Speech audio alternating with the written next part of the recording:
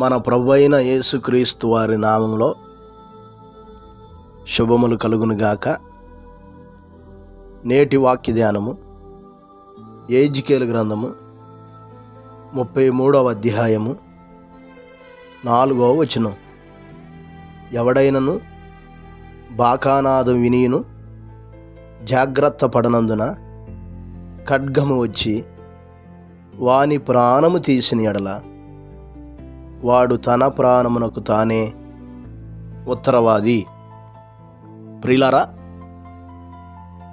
ఇక్కడ దేవుడు తన ప్రజలకు తెలియచేయమని ఎహెజ్కేలుకు చెబుతున్నటువంటి మాటలు ఏమిటంటే,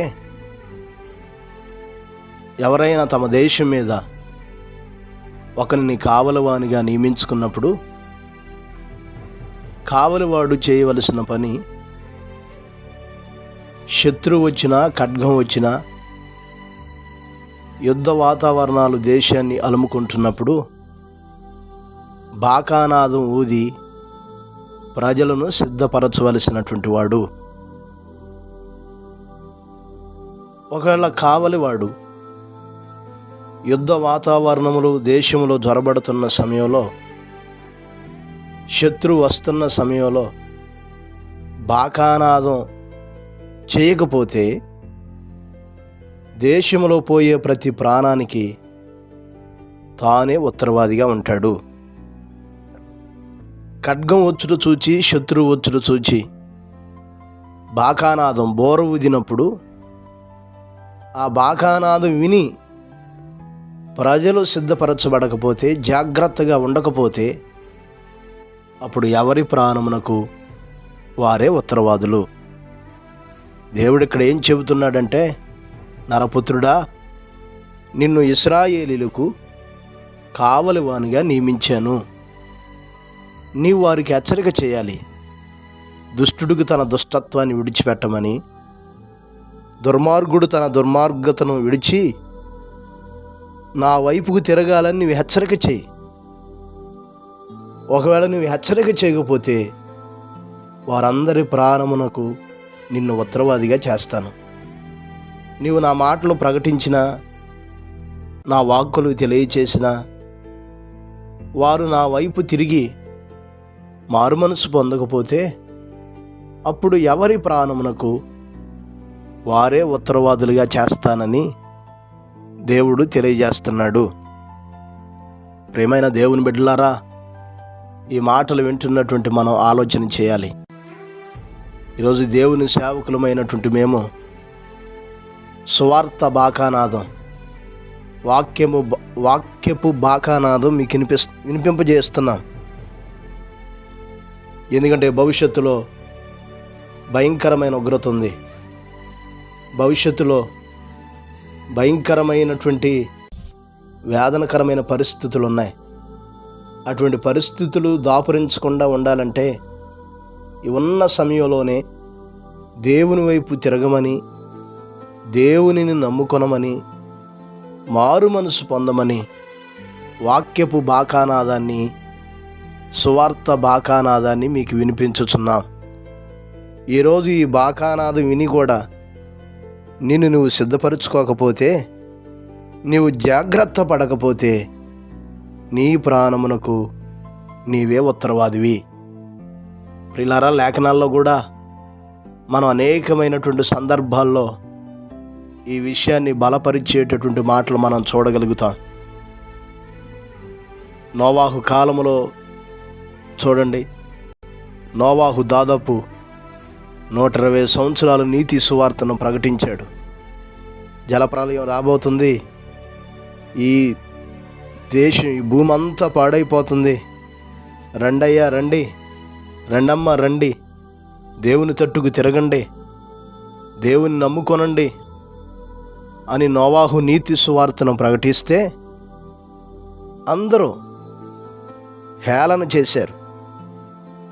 అందరూ దేవునికి విరోధంగా ఉన్నారు.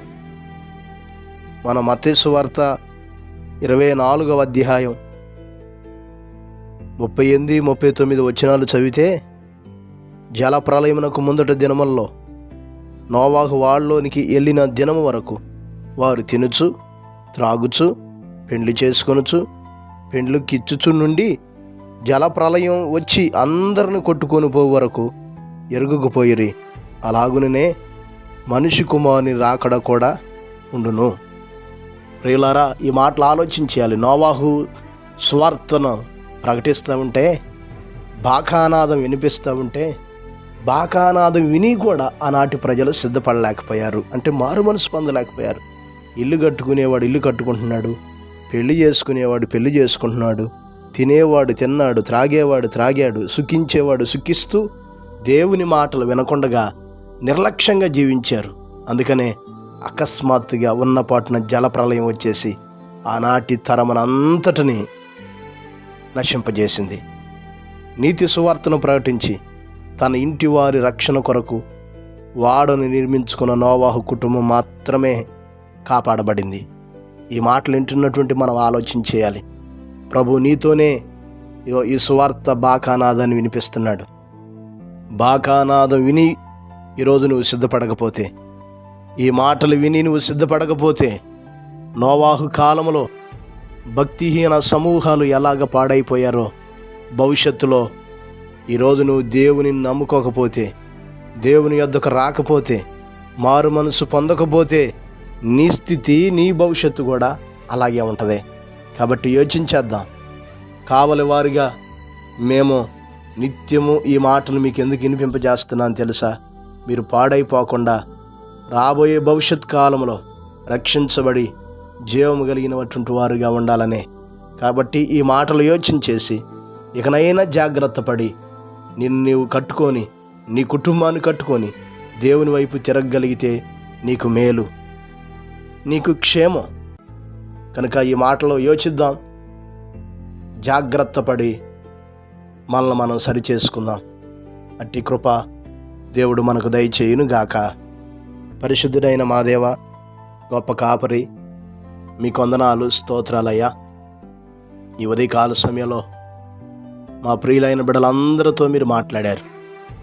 ఈ మాటలు వీక్షిస్తున్న ప్రతి ఒక్కరిని మీరు జ్ఞాపకం చేసుకోండి అయ్యా. ఎందరు బలహీనులుగా ఉన్నారో వారందరిని బలపరచండి. వ్యాధితో ఉన్నటువంటి వారికి స్వస్థతనివ్వండి. పాపముల్లో బంధకాల్లో ఉన్న వారికి విడుదల దయచేయండి అయినా. ఎవరు ఏ పని చేస్తున్నారో వారి పనులంతటిలో మీ సహాయాన్ని, మీ సన్నిధిని, మీ తోడ్పాటును ఉంచుతూ రమ్మని, ఈ దిన దీవెనలు, ఆశీర్వాదాలు ప్రతి ఒక్కరికి నిండుగా దయచేయమని యేసు నామమున అడిగి వేడుకొనుచున్నాము తండ్రి. ఆమెన్. ప్రభు కృప మీకు తోడై ఉండునుగాక.